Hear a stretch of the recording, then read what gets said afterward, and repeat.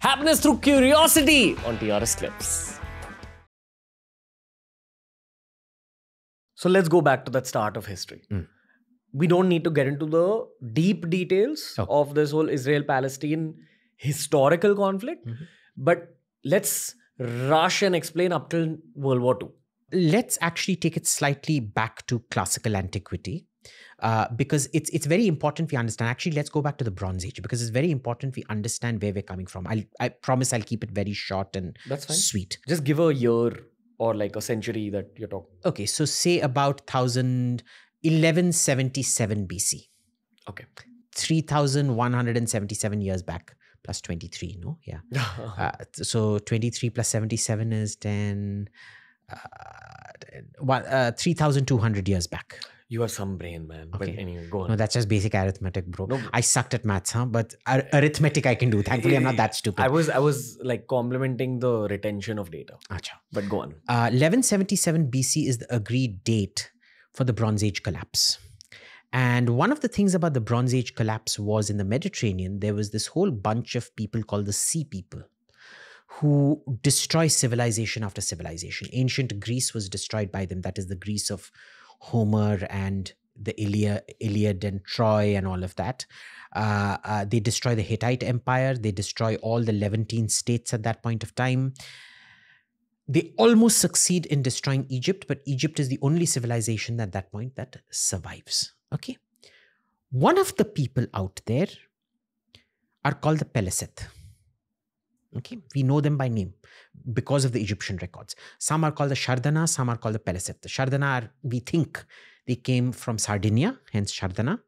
And Pelaseth, we believe, are the Palestinians. And the Bible refers to them as Pelistu or something like that. I'm sorry, I'm not very good with ancient Hebrew. Not that I know ancient Hebrew, it's just what I've read. And it was culturally very different to the hill tribes that were living there at that time. They had a very different pottery culture. They used to eat copious quantities of pork. And you had the hill culture around what is today called Jerusalem, where they did not eat pork, where the pottery culture was also slightly different, but then slowly cross-pollination happened. And the people of the hills ultimately ended up conquering the entire area. Okay. And after it was conquered or some kind of political unity somehow was achieved, there was a split between the north and the south. Before it was the coast and the hills. Then it became, after sort of cultural unity or conquering or whatever was achieved, there was a north-south split. This is geographical Israel. This is geographical Israel. We're just talking about Israel right now. So if you bring up a map of Israel, you'll see the coast was taken over by the Pelaseth, the Sea People. We think that there's a good deal of evidence to show, because this is what the ancient Bible refers to them as, and it's also confirmed by what we see in the Egyptian historical record of Ramesses IV. Ramesses III, sorry. All these people were not Jewish. In those days, even the Jews weren't Jewish. They were just people living up in the hills near Jerusalem. Because see, Judaism itself, we'll discuss how it comes about. At this point, they were all polytheist pagans. The Bible will tell you that there was a Moses, and Moses around the same time, actually 200 years before this, about 1400 BC, he defeated Pharaoh and took Israel from captivity in the land of Egypt, and 10 commandments and all of that going. He parts the Red Sea and brings them all to Israel. All the anthropological studies show you that the people we call Israelis today have always been in Israel. Ethnically, there's no ethnic variation out there, right? Who do we call Israelis? Because the world assumes that Israelis are actually immigrants from Europe. Yeah, exactly. And that's not true. There has been a significant admixture of European blood, but the core DNA apparently remains the same. So a lot of Israelis, modern Israelis, their families have been living... You can trace the mitochondrial DNA back to what was there before. But they weren't Jews. I mean, they want you to believe by this time that they were very religious Jews who were worshipping one God. They were worshipping many gods at this point of time. Yahweh, Jehovah, who's the God now, was one of the gods. He had a wife who used to be worshipped, and several other gods used to be worshipped, and they were just as polytheist. So it wasn't, Moses goes up to the hill and gets the 10 commandments, and he sees that Saul has built this golden calf and he destroys it, and this never happened. They were worshipping several different gods and goddesses at that point of time, just as many as the so-called Palestinians at the Peleset, let's call them what they are, Peleset, did. And the word in Hebrew at that point of time for enemy, invader, becomes Peleset. Hence Palestinian. Now, fast forward a bit, about 700 BC, there is a king called Hezekiah. Hezekiah is facing a very dangerous new enemy, which is the Assyrian Empire. Nasty empire. I think if you Google, they used to take a great pleasure in snuff porn. What Hamas does today, the Assyrian Empire used to do in those days. They literally used to, write on the walls of their palaces, I raped so many women. I plucked so many unborn babies I slit the wombs of so many mothers and plucked out the unborn babies and smashed their heads against the wall. I cut off the penises of all the men and impaled them with horrific atrocity literature, which they enjoyed. And they used to write copiously about their atrocities. 700 BC, there's the need for political unity. You can't, and this guy Hezekiah, who's a king of Israel, he somehow thinks that if you have one God, it's very easy to control the masses. And remember, by this time, what was Peleset and the proto-Jews have unified, and the north and south have separated. The north is called Israel, the south is called Judea or Judah. And the Assyrians first crush Israel. They then come to crush Judah, whose king is Hezekiah. And he suddenly discovers some lost books from Moses saying that there should only be one God and things. So he destroys all the statues and temples of all the other gods, and he starts off what we today know as Judaism, which is the one God. Right?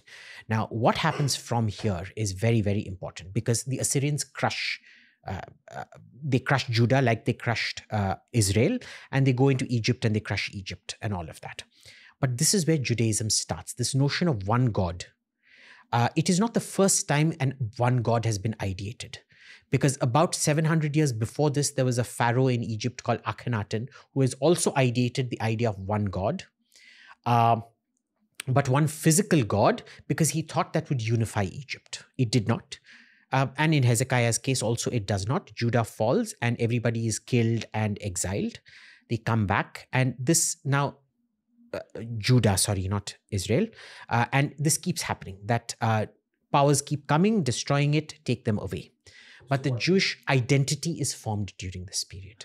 So these surviving Jews, they become slaves, basically. They become slaves, they get freed. They buy their freedom, whatever, and they keep surviving as a community. This is where the Jewish collective mindset begins. That we are Jews, we belong to this part of the land, this part of the land is us. So the modern definition of a nation state is an imagined identity. And this is where the imagination of the Jewish identity begins, right? It begins quite late. It doesn't begin with Moses and all of that, right? This is where the actual political cultural identity of Judaism begins, and what makes us different from everybody else is this one God, which as far as they're concerned is an innovation, because they didn't remember 700 years before somebody in Egypt tried a similar experiment. Unlike that experiment which failed, this experiment succeeds, at least it holds, right? And it continues, and there are constant invasions. The Babylonians come and exile them. It becomes a satrapy of the Persian Empire. Then it becomes part of the Macedonian, Alexander's empire, etc., etc. And then the Romans come. Now the Roman polytheism is very funny. See, they understood, I fundamentally believe that they were atheists in a sense, because they understood that politics is very religious. In a way, the way Hezekiah understood religion, that he could play around with the gods to suit a political objective. The Romans, for them, religion was pure politics. You had emperors declare their horses god. Caligula declared his horse Incitatus a god. He got the Senate to vote, and so people had to go offer puja part, floral tributes and incense sticks, and for this horse called Incitatus. It is a kind of a proselytizing polytheism. Now, polytheism is seldom proselytizing, but because the Romans understood that religion is politics, it was a kind of a proselytizing religion in that sense. And what happens is they insist, you can worship your gods. You want to worship Jehovah at his temple in Jerusalem? Go ahead and do it. But you also need to be worshipping our gods. You have to show that you've integrated into the Roman Empire, which is a huge no-no for the Jews, because for 700 years now, they've been monotheists. All the initial resistance to it within Judea has been overcome. It is now uniformly, strictly monotheist. They can't even dream. Asherah is meant to be the wife of Jehovah in the early part. There is no mention of Asherah or anything like that anymore. It's blasphemy. You will get killed if you talk like that anymore. There is only the one God, Jehovah, who created all of us. His name is even too sacred. They will never use the word Yahweh. They'll say Eloi, Elachim, from where Allah comes, Lord. So that's where that comes. And this puts them in direct conflict with the Roman Empire. Okay. In 72, there is a huge rebellion which gets crushed by the Romans. A lot of people are killed. And then again, because none of the issues have been sorted out, how does a monotheist is very happy being himself and doing his own thing. He's happy with Roman rule. But the Romans insist that you have to keep coming and worshipping. You have to show loyalty by worshipping Caesar. Caesar is God. The emperor is God. You have to worship the emperor. They can't worship the emperor. They can be good citizens without worshiping. I mean, why do you have to worship the emperor? But the Romans required that. So, 72, the crushing by Emperor Vespasian is nasty. They demolish the temple, which is the sacred place, which is supposedly where the Ark of the Covenant that Moses brought, which we know Moses didn't exist and they didn't come from Egypt. They were always native to that particular land. But anyway, let's pretend for a minute. A lot of religion is make-believe, right? How do we know that Moses didn't exist? There's a lot of study that's been done. I'd recommend a book called, Unearthing the Past by a guy called Israel Finkelstein, who's done all the mathematics and computation and the archaeology and the DNA and all of that, that these people were always native to where they were. Right. Moses, they didn't come from Egypt. They were not in, this was again one of the inventions of Hezekiah in 700 BC, where, at that time, there were two big enemies. One was the Assyrians, but the other was an Egyptian pharaoh called Necho, Necho.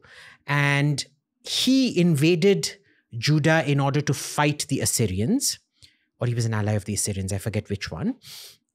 And they wanted to create this kind of sob story which showed Egypt as the bad guy. So they concocted this whole story. We were slaves of the Egyptians and we defeated Pharaoh because they couldn't defeat Pharaoh. Pharaoh defeated them. So they wanted to create this bullshit story about how they defeated Pharaoh. And they transposed a fictitious story. They created a fictitious story 700 years back. Maybe 700 years back. I don't know exactly, but about, say, 700 years back. And that is why we know that they've always been native to that particular, that Jerusalem hill tract, basically. So what happens is, in 72 AD, the temple is destroyed and Jews are expelled from that area because they're considered a very problematic minority. And finally, they start coming back. They rebuild the temple, etc., minus the ark. A lot of people, of course, say the ark never existed and Hezekiah concocted it, basically. He made up something and he said, ye dekho. You remember, I don't know if you were too young, but you remember when Ganesha statues started drinking milk? I was too young. Okay, so you should Google that. Because Ganesha statues drinking milk became a huge thing. When I was about 20 years old, it started coming on TV that across India, people were holding up milk to Ganesha statues and they were drinking it or whatever. I've heard the story though. Urban legend. Yeah. And remember, there's a pre-industrial age which is full of myth and mystery and all of that. Like, oh my God, this was our history. We didn't know about it. And there's this ark which contains the 10 commandments, which we can't touch or open because God kills anybody who opens it or touches it, kind of thing. Concocted. Fine. But see, all foundational myths are just that. They're myths. That doesn't make your identity any less, right? So you have this identity, fine. You know, the only input I have on Jewish culture is Prince of Egypt. It's a movie. Yeah, which is the Moses story. Yeah. Which never happened. All my life, that's my image of Judaism. Yeah. And that Old Testament and all that. Right. And our image of ourselves in India is how the Sapta Sindhu becomes dry, and this king called Bhagiratha starts moving east. He discovers the Ganges. He must have been a king, some tribal chief who came and discovered the Ganges, but they say he did penance and Lord Shiva then opened up from the locks of his hair and the Ganga started flowing down. We know the Ganga doesn't come from Lord Shiva's hair, but we want to believe that it comes from Lord Shiva's hair in Mount Kailash. It is also fictitious, but it is our foundational myth. And I will go to Mount Kailash and I will worship out there because it is crucial to my identity. I know as a logical person, there is no gentleman sitting on top of that and there is a river coming down. And similarly for the Jew, he believes that there was a Moses. He doesn't even have to believe that, but that is his foundational myth, right? So 72 May, after the dispersal and everything, the Romans then start allowing them back. They come back, and they build the temple again. But then another rebellion breaks out in 138 or 148, I forget. And that's called the Bar Kokhba rebellion. And this is a very nasty rebellion. It's actually a lot worse than the 72 AD rebellion. And it's worse for one very simple reason. We have these letters from Bar Kokhba, which show him to be a very nasty character. He's not a nice person. He's not even nice to his own people. But what complicates things is there's this very famous rabbi at that time called Rabbi Akiva, who declares that this guy is the descendant of David and he's the rightful king of Israel. Now, you have declared a king in opposition to the Roman emperor this time. That's not going to go down well. They will forgive a lot. They will not forgive you overthrowing the Roman emperor. And so this time the destruction is absolute. It is complete. And they are dispersed to different parts of the empire and they are not allowed back under any circumstances. Okay. So this is where the depopulation happens. But remember, as we've discussed, by after 700 BC, the identity has crystallized. It crystallizes over several hundred years. They now have a feeling of what is their home. They are a nation in their mind. They are a common people connected by common thoughts and everything. Of course, wherever they go, they intermarry and things. Tell me one community which doesn't intermarry when it becomes a diaspora. What's happening in the region of geographical Israel? So in the region, it becomes, and this is very important, this is where the Romans, who were very good at studying the subject population's history, they study their history. And they say, how can we humiliate these people as much as we can for the 148 rebellion? And they decide to build a pagan temple where the Jewish temple stood. And Jerusalem is renamed Aelia Capitolina. There is I think a temple of, I don't know who, Augustus or Zeus, I think, that's put up out there instead of where there was meant to be no human form. It was just meant to be the word of God. There is a physical statue put up at that exact same spot. It becomes a Roman pagan temple. And the name is changed. It used to be called Judah and Samaria. Now they look back at what is the Jewish word for invader. And it becomes the province of Palestina. And that is the first time in history that it is called Palestine. Right? Now, this province of Palestine, it only exists as long as the Romans exist. Because once the Byzantines take over, now the Byzantines, basically the Romans become Christian, and the Christians have huge problems with the Jews, as we discussed, the blood libel and the killing of Christ and all that nonsense. So they're even more intolerant to the Jews out there. Jerusalem is their sacred spot. Jews can't come out there. They maintain, so the temple becomes a church and all of that, but Jews aren't allowed there. Then it becomes Muslim because the Muslim conquest starts. So 600 AD, the Prophet Muhammad appears. The Arab conquests begin. The Christian church is converted to a mosque, which is that the blue building with the golden thing called the Dome of the Rock and things like that. And here's the problem. The province of Palestine, the Roman province of Palestine, was very short-lived because it was split up several times. And if you look at the history of that area, it has never been historically called Palestine except briefly under Roman rule. It was called various different things, the province of Syria, the province of Antioch, the province of Palmyra, this and that. Under the Turks, when they came, it was called the Eyalet. It was divided up. So there were different divisions of the Ottoman Empire, for example. So it would be a Mustafiret was direct rule from Istanbul. An Eyalet or a Beylik was kind of a governor appointed. It was Hama, Aleppo, the Mustafiret of Jerusalem, or as they call it, Al-Quds, and things. There was never called Palestine.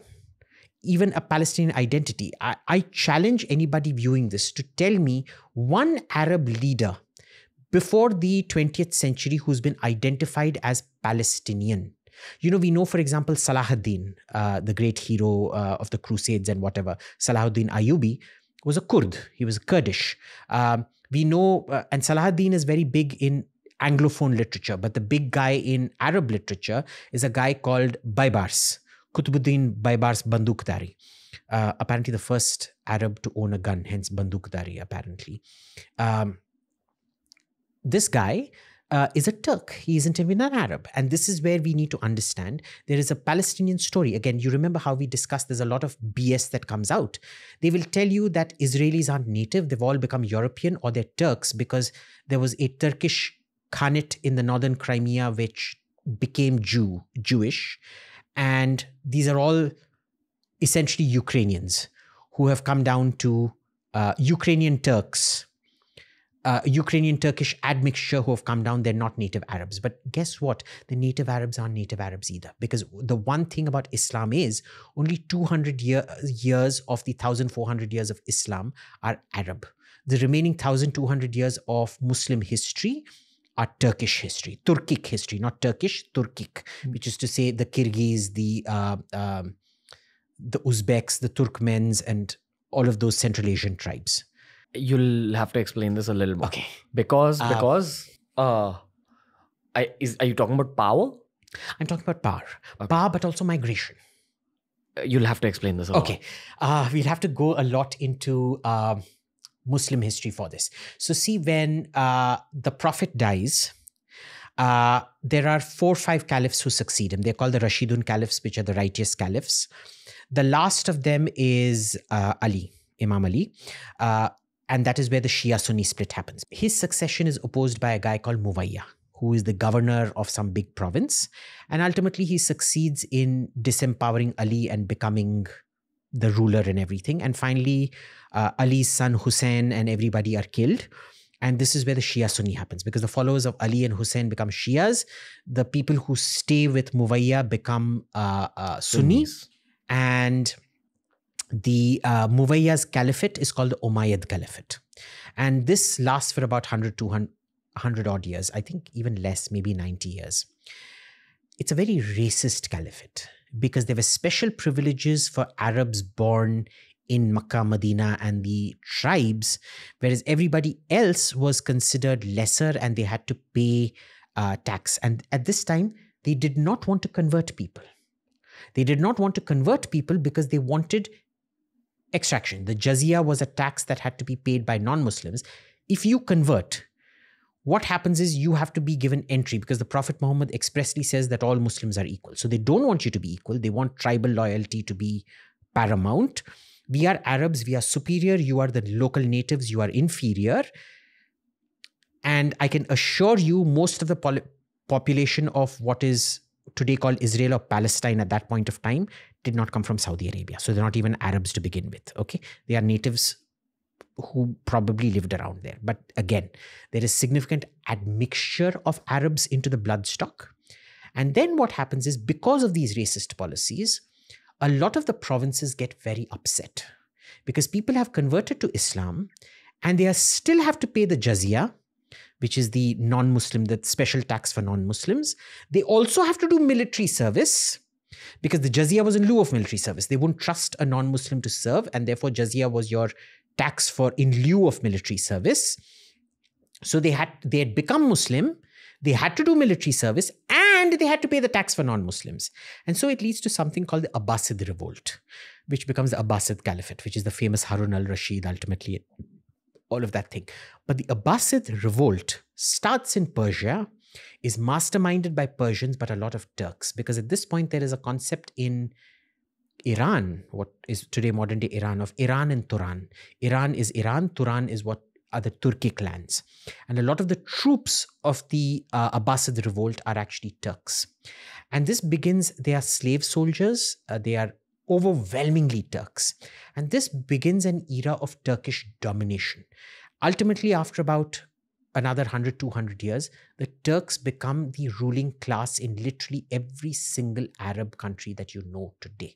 Okay, in Syria, in Palestine, in Lebanon, in what is today called Turkey, in Iran, in Iraq, in India, in Egypt, everywhere.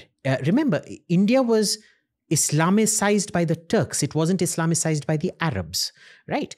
In Egypt, even in North Africa, they become the Turks become the ruling class. All the great crusader lords, not one of them was Arab. They were all Turks. Okay, when you're saying Turks, you're referencing the people from the geographical region from of modern Central day. Asia. Let's just call them. They were all Central Asians. Not just Turkey. Not just Turkey. Turkey is named Turkey after the Turks. The Turks of Turkey originally came from Central Asia. Gotcha. These are all Mongoloid tribes from Central Asia that come here. But if you go to Turkey today, they don't look even remotely Mongol, right? Why is that? And yet they speak a sort of Mongol-related language, a Turco-Mongol language. Why? Because they came, they conquered, like Caesar said, I came, I saw, I conquered, veni, vidi, vici. They do that. They are the ruling class, they intermarry, they mix with the local population.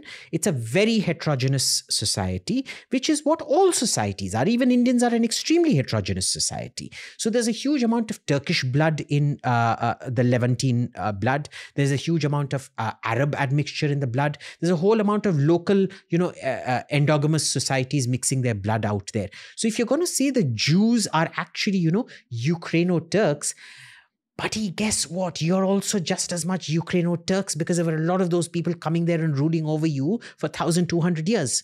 The Ottoman Empire was a Central Asian empire, which didn't look Central Asian anymore because they married into all the local populations and things like that. And this entire period, for 1,400 years almost, there is no political entity called Palestine. There is no king of Palestine. There has never been a king of Palestine. There has never been a ruler of Palestine per se, because it was variously called different province names by different things. It wasn't. The first mention of Palestine. Now let's fast forward to the 20th century, say about 1860, when the Tanzimat reforms happened. I'm not going to go into the Tanzimat reforms, but they're the governmental reforms of the Ottoman Empire, because at this time, the Ottomans have ruled that area for about 300 years. There is no such thing as a Syrian identity. There is no such thing as a Lebanese identity. There is no such thing as a Jordanian identity. There is no such thing as a Saudi identity. There is no such thing as a Palestinian identity. There is an Egyptian identity, because Egypt always retained a memory of being separate. It was always considered it was always named the province of Egypt. It was always mentally, they always thought of themselves as Egyptian. Okay. So what happens is, the Ottomans, it's split up into the Mustafiret of Al-Quds, which is under direct rule, which is to say Jerusalem under direct rule from the Ottoman Empire. And the rest are Hama, the province of Hama, the province of Aleppo, the province of Lebanon, they did create a province of Lebanon. Not the Lebanese considered themselves Lebanon. If you look at that Lebanon, it's actually different from the Lebanon we know today. Thoda sa overlap, a little bit of overlap, but not much. And you have this there is no Jordan even at this point of time. There is no name called Jordan.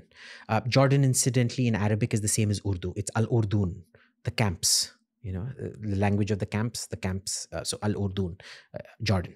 And what ends up happening is, this reformed Ottoman Empire joins the Second World War as an ally of Germany. The First World War, as an ally of Germany. And we know in the First World War, Germany, Austria-Hungary, there were three allies at that time. Germany, Austria-Hungary, and the Ottoman Empire. They are crushed. And the Ottoman Empire is divided up. And this is the first time in 2,000 years that Palestine is renamed Palestine. Because of Roman influence from ancient times. Because of Roman influence from ancient times. Because Italy was on the winning side? Well, in this case, it was Britain and France on the winning side. Which side was Italy on in World War I? In World War I, they were part of the Allies as well. They were with Britain but this was the Ottomans were on the losing side. So European pride basically made them, the winning side, name this section as Palestine. They didn't intentionally name it Palestine. So I'll tell you how this comes about. Now, they have decided at this point that Turkey is going to be, the Ottoman Empire is going to be reduced to what we know as the modern state of Turkey today. Okay. And there is a lot of trouble going on there because Turkey is fighting with the Greeks and there's a whole sort of population exchange and all of that happening. But this part, the Levant, is completely separated. And the Europeans have their own idea of nation state and things like that. So they decide to create 4 separate countries, if you want to really call it that, but essentially provinces. They call it mandates. They set up something called the League of Nations, which is the precursor of the UN. And they call these mandates. And what happens is the north, which is Lebanon and Syria, go to France. France takes this old term Lebanon and decides to carve an artificial Christian majority out of Syria, which is overwhelmingly Muslim. Okay, so Lebanon is as artificial a creation as, say, a Muslim minority carved out of India called Pakistan, or a oil minority carved out of Iraq called Kuwait. Okay, and the British get the southern half of the Levant, which is Jordan and modern day Jordan and Israel. Now, remember, all modern European states, they consider Latin to be the language of learning at this point. There's still classical education. Like, you've been to America and Britain and things. Why is it that all public buildings are Latin? Because they love to see themselves as, Roman Empire. Everything is back to Roman Empire. What did the Romans call this place? Palestine. We're going to call it Palestine again. This is where this Palestine is created. Now, the problem is, this is where the Palestinian identity comes. Okay, that the notion that there is a Palestine out here. And it is a conference called the San Remo Conference, which is where these mandates are decided. The French mandate of Syria and Lebanon, the British mandate of Jordan and Palestine.